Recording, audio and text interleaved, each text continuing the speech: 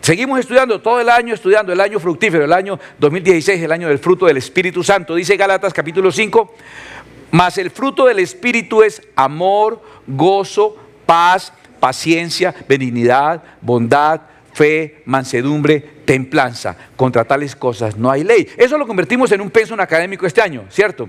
Y ese pensum académico, entonces ya llevamos una buena cantidad: fe, mansedumbre, paz, gozo, benignidad, paciencia, amor. Y nos corresponde entonces ahora en octubre aprender sobre la... Mire, ya estamos acabando. ¿Cuán perfectos están ustedes ya con todas esas cualidades que tenemos? Porque no nos las aprendimos aquí en la cabeza, no tiene gracia, ¿no? No era para un concurso de saber definiciones, sino era añadirlas a nuestro carácter. ¿Te imaginas entonces cuán crecido estás, cuán edificado estás, cuán formado estás? Qué lindo. Nos corresponde entonces estudiar templanza, pero antes de entrar directamente al tema de la templanza, quiero explicar un poquitico qué es esto del fruto del Espíritu Santo, para que no lo confundas con valores de autoayuda, con crecimiento personal, con fuerza de voluntad o cosas por el estilo. El fruto del Espíritu Santo es otra cosa, pero también tiene que ver con nuestros impulsos internos. Mire lo que dice el psicólogo de la Biblia, ¿cierto?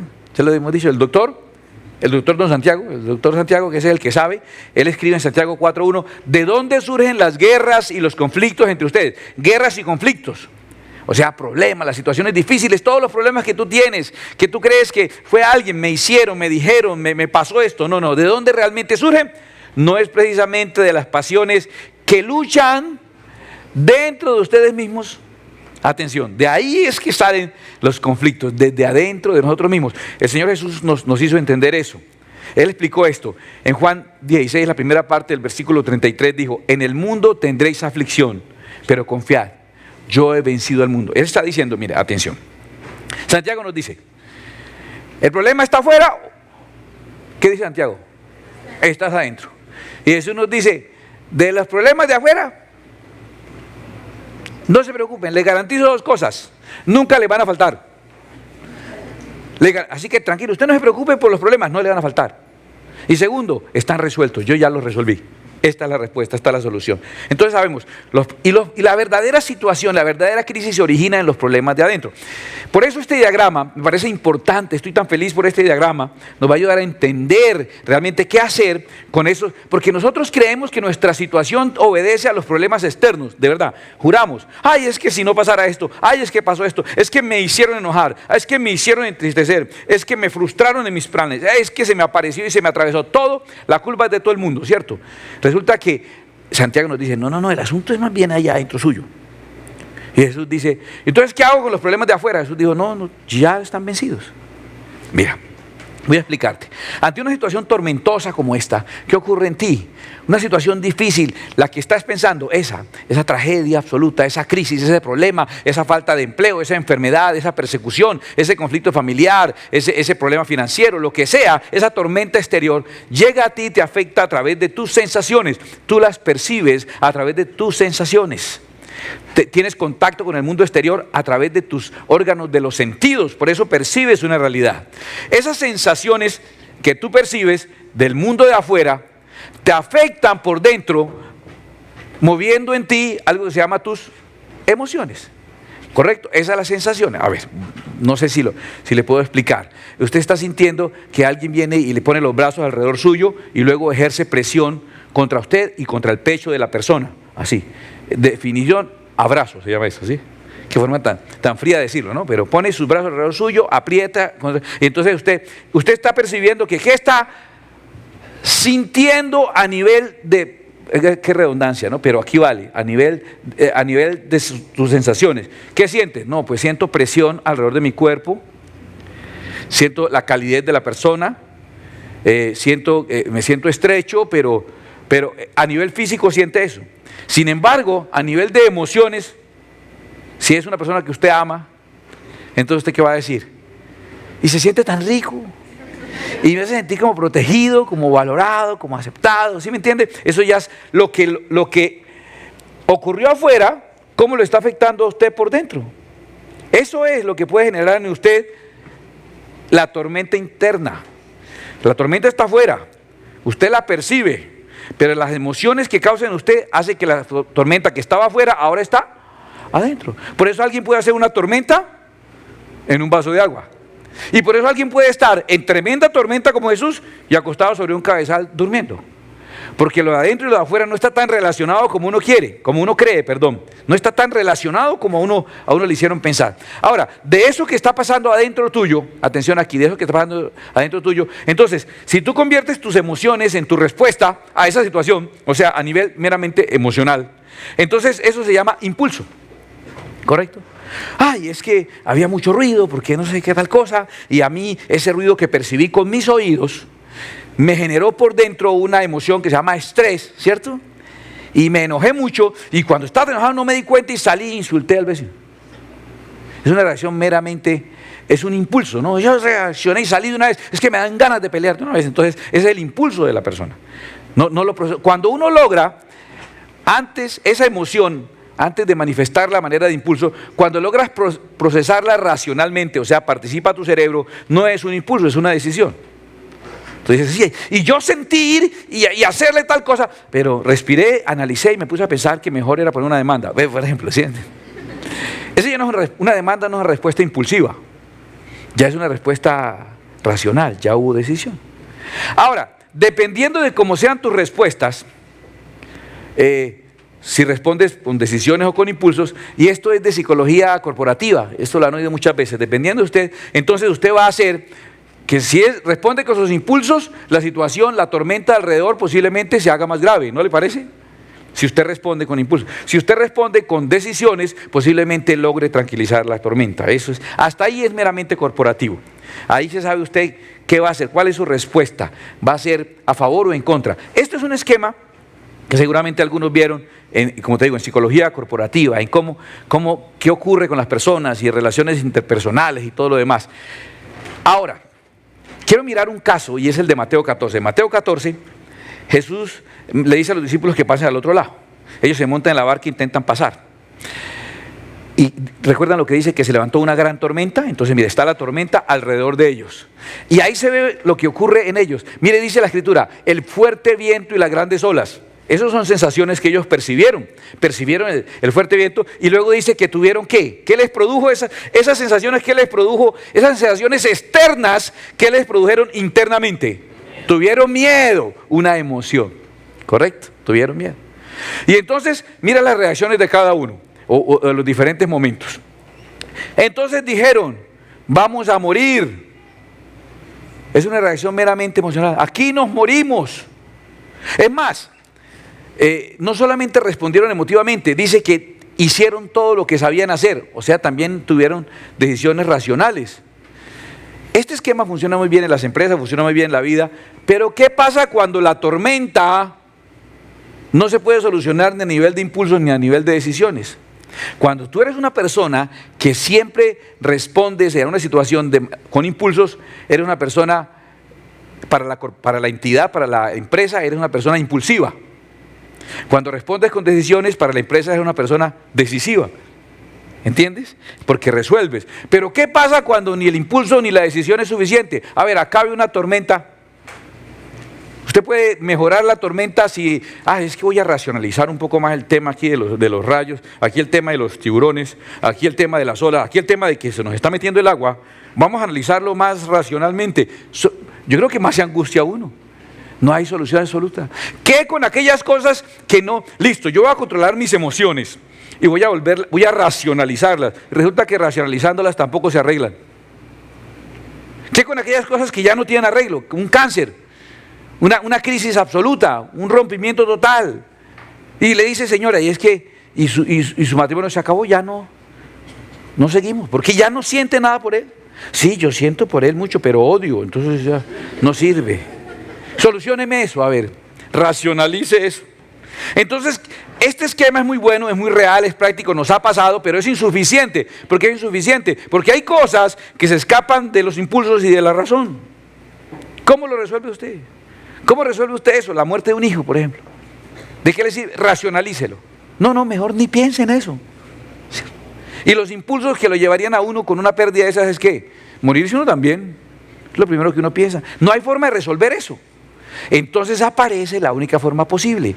No está en la dimensión física ni en la dimensión emocional del alma. Está en la dimensión espiritual que viene del cielo. Aquí no había solución a esa tormenta. Nos estábamos muriendo. Hicieron todo lo que, rememos para acá, rememos para allá. Estuvieron hasta la 4ª vigilia de la noche tratando de solucionar y no solucionaron. Entonces no sirvió para nada estas clases que les dieron en la empresa de pesca en la que ellos trabajaban. Sí, muy buena la capacitación que nos dieron allá la gente del COPAS, ¿cómo se llama eso? Del COPAS y toda esta gente. Muy buena, interesante todas esas capacitaciones, qué maravilla, pero no sirven para nada. Ahí queda todo el mundo, en los problemas personales, ahí queda todo el mundo, pero aquí hay otra opción. Para nosotros, que hemos despertado, que hemos recibido vida en nuestro espíritu por la vida que Cristo nos da, tenemos la opción del espíritu. Y mire las opciones del espíritu. Las opciones del espíritu son bien curiosas. Por ejemplo, ¿cómo resolvemos? El espíritu propone cosas como, no, pues hagamos una cosa, caminemos sobre el agua. Esa es la emoción que usted siente cuando usted ve una tempestad, usted le da unas ganas de bajarse a caminar en el agua. Esa es la respuesta racional. Claro, la solución es que nos vayamos caminando sobre el agua. No. Sobrepasa todo entendimiento, está más allá de lo emocional y racional, está más allá de lo físico y del cuerpo y del alma. La solución espiritual trae respuestas que no te imaginabas. Y lo tremendo es que funcionan. Funcionan. Son sobrenaturales y son maravillosas, vienen de parte de Dios. Estos elementos del fruto del Espíritu Santo, cuando hemos hablado de la paz, de la paciencia, la benignidad, de la bondad, de todas esas cosas, no hemos estado hablando de cosas que lleguen a nivel emocional. Yo tengo que ser capaz de mantener la paz, ni a nivel racional. Yo tengo que ser capaz de mantener mi paz intelectual. No, estamos hablando de que en tu relación con Dios vas a tener el recurso espiritual para que cuando ni a nivel emotivo ni a nivel intelectual puedes mantener la paz, venga de parte de Dios una paz que sobrepasa todo entendimiento. Eso es el fruto del Espíritu Santo, algo mucho más allá de lo humano, algo que viene de tu comunión con el Padre Celestial, por la llenura del Espíritu Santo en tu vida. No es aquí, es de allá para acá, Dios ministrando tu vida. Quiero que entiendas eso muy bien, ¿ok? Ya con eso, esperando que lo hayan entendido, espero. Vamos a entrar al tema que nos corresponde. Octubre. Vamos a aprender sobre templanza. ¿Listos? Usted ya está viejito en esta escuela. Si vamos a empezar a estudiar templanza, ¿qué creen que vamos a empezar a hacer? Estudiar templanza. ¿Qué es lo primero que vamos a hacer? El estudio de términos, ¿cierto? ¿Qué es templanza? Vamos a ir al diccionario de plenitud de vida a aprender qué significa templanza y ahí vamos a ver lo que dice. ¿Por qué busco el término en griego? Alguien que me explique por qué lo busco en griego y no en otro idioma, porque en italiano tiene que sonar muy bonito, ¿cierto? ¿Por qué lo busco en griego? Porque el Nuevo Testamento, donde está Gálatas, que es lo que estamos estudiando, fue escrito en griego. El Antiguo Testamento fue escrito en hebreo. En el Nuevo Testamento las conversaciones y las narraciones aparecen en otro idioma como popular, como coloquial, que se llama arameo. Qué bueno, va bien, van pasando bien. O algunos entendieron y están haciendo quedar bien a los otros. Bueno.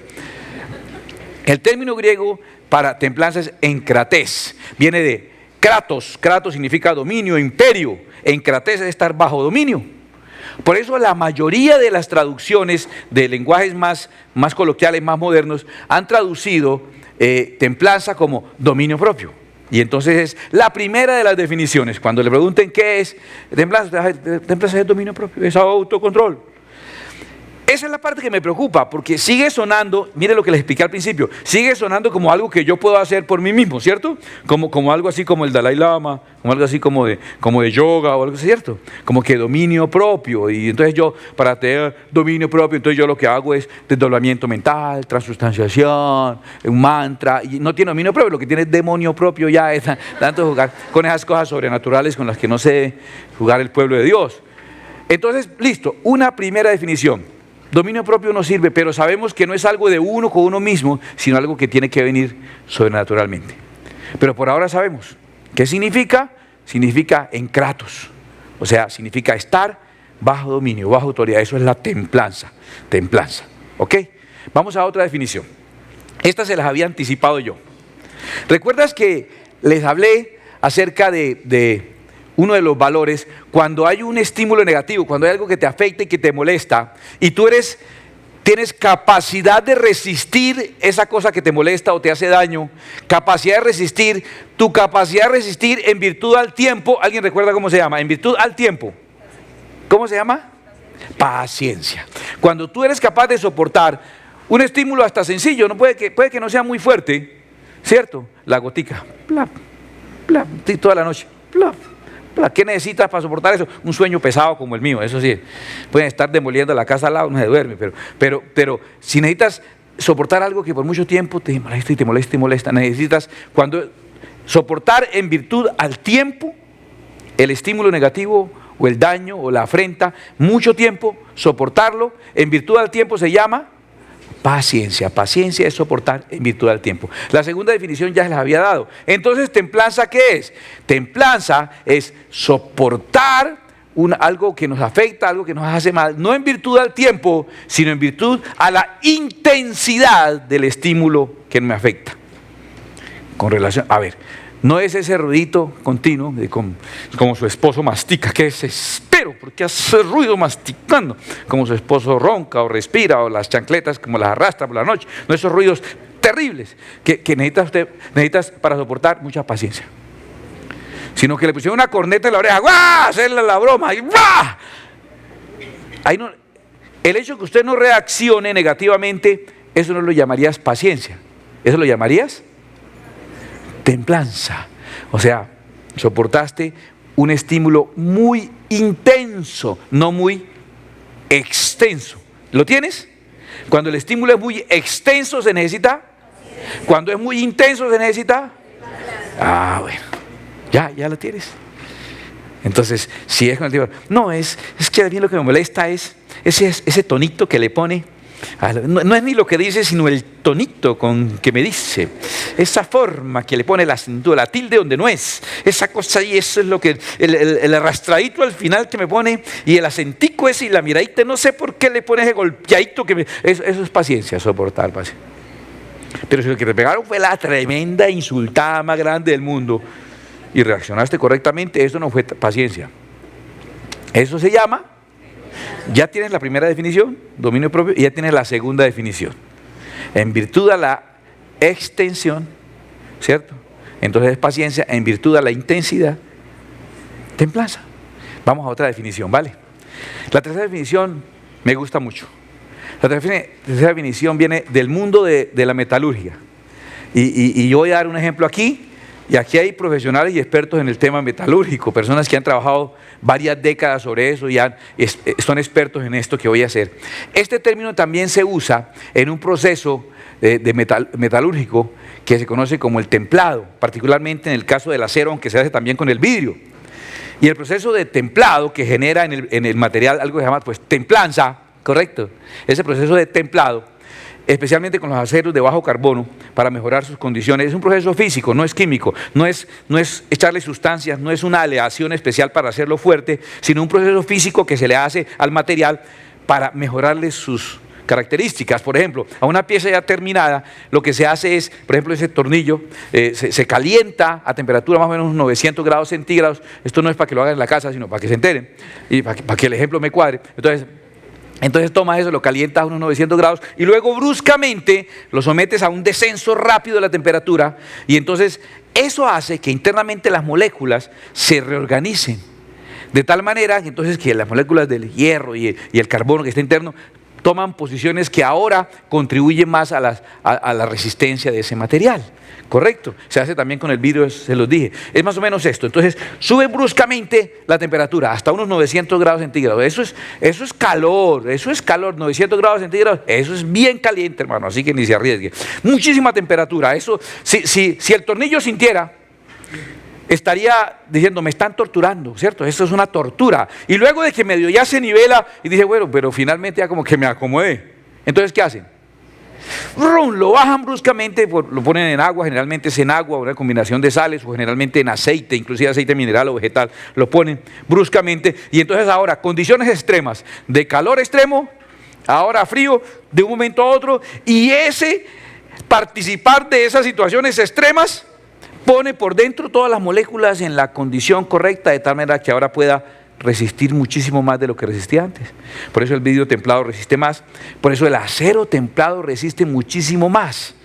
¿Qué pasó con ese material? Atención, Como le digo aquí, yo sé que hay expertos metalúrgicos y usted sabe que estoy diciendo lo correcto. ¿Qué es lo que hicieron realmente?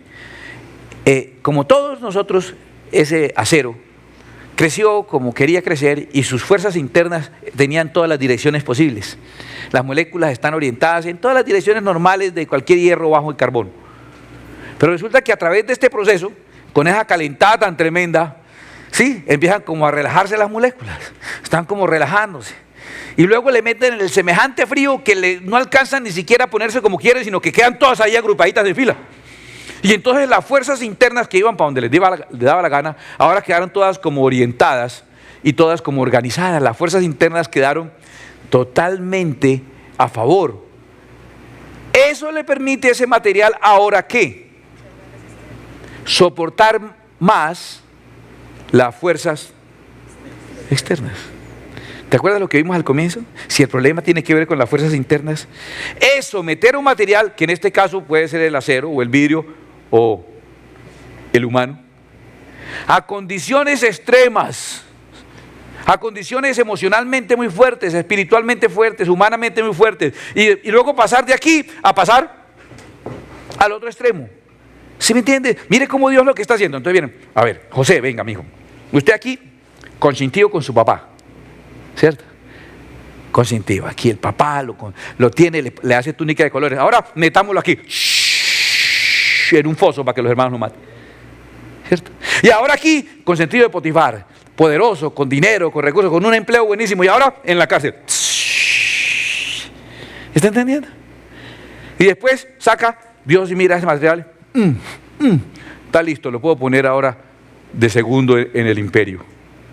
Si lo hubiera puesto así de una y le pone todo ese montón de peso encima, el peso de un imperio encima a ese material, ¿qué cree usted que hubiera pasado? Se hubiera roto. Entonces Dios cogió a José y lo templó para que ahora soportara más.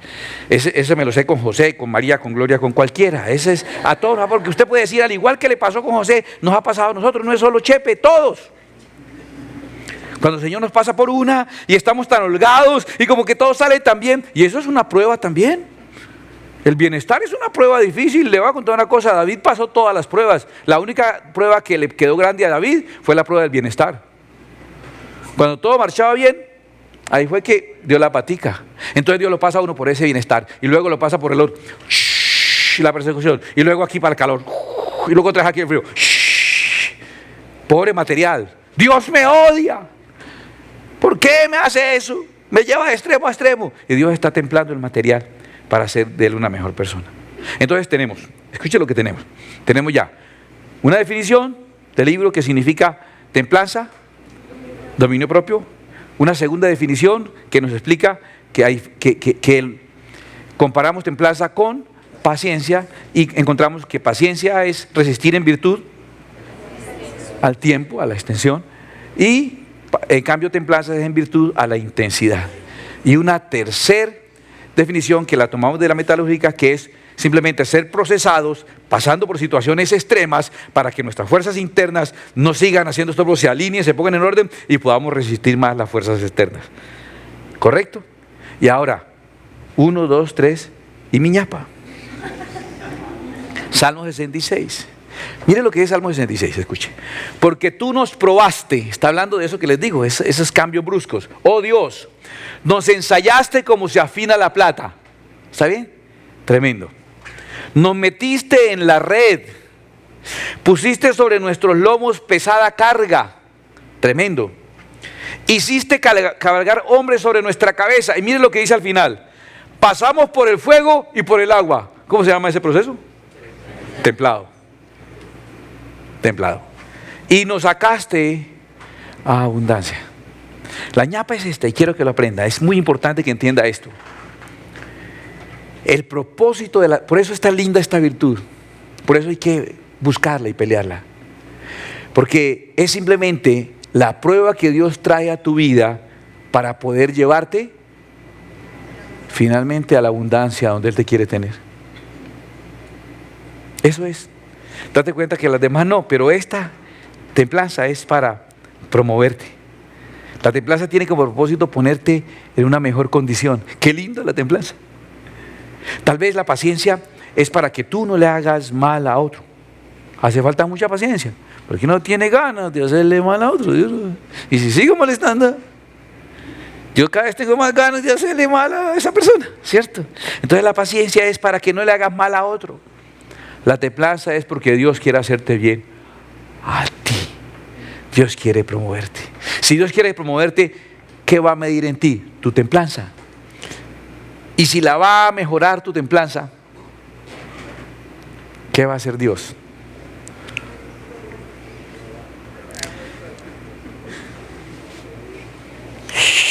¿Cierto?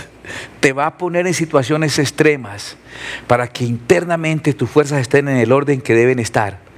Y lo que vas a notar ahora es que internamente están todas tus presiones y tus pasiones internas, esas que generan las guerras y los conflictos, en ti ya están ordenadas. Y como es de ahí que vienen los problemas, entonces ya al estar en orden pueden poner por fuera todas las tempestades que quieran. En el mundo sí, el mundo está lleno de aflicción, pero Cristo ya venció al mundo y Cristo es el que mora en mí, el que ha puesto en mí ese valor por medio de su Espíritu Santo.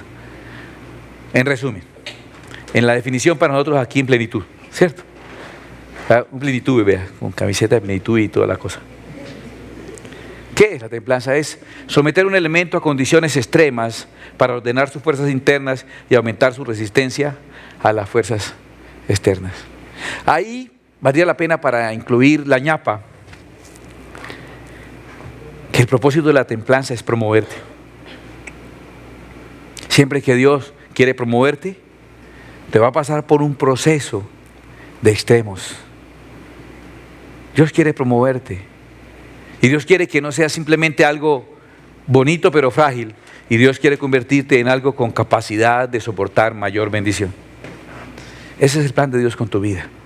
¿Entiendes ahora por qué dice la Escritura que nos consideremos afortunados de estar pasando por pruebas?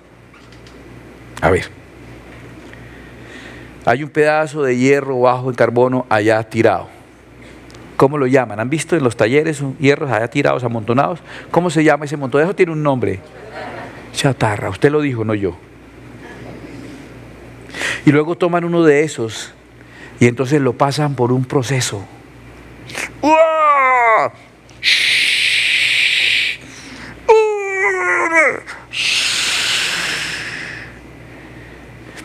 Si usted estuviera allá en los de chatarra y viera que le están haciendo a ese,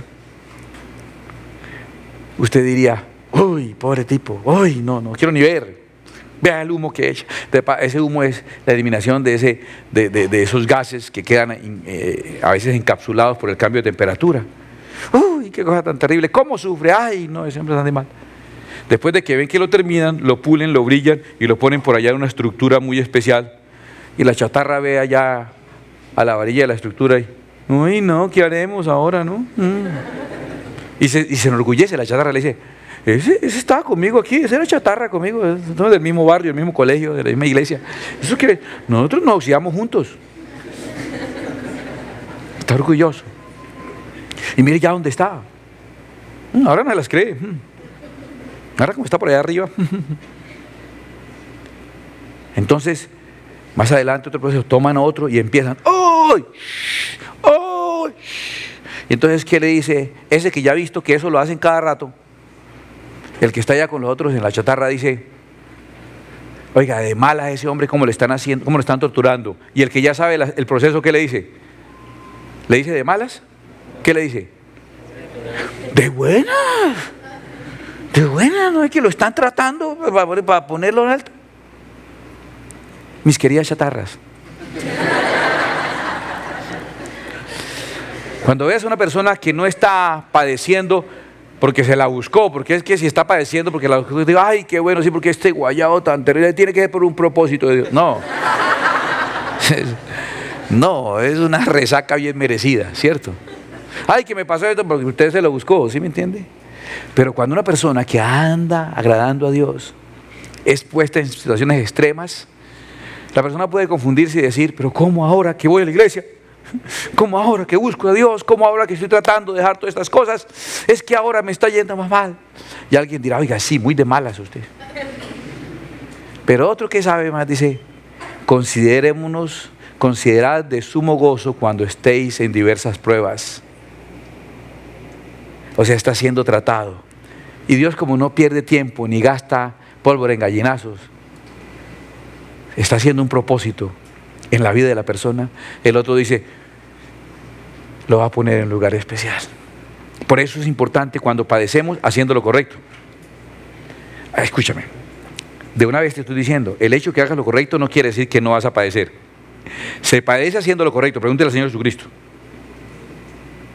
El hecho que hagas lo correcto no significa que no vas a padecer. En el mundo tendréis aflicción.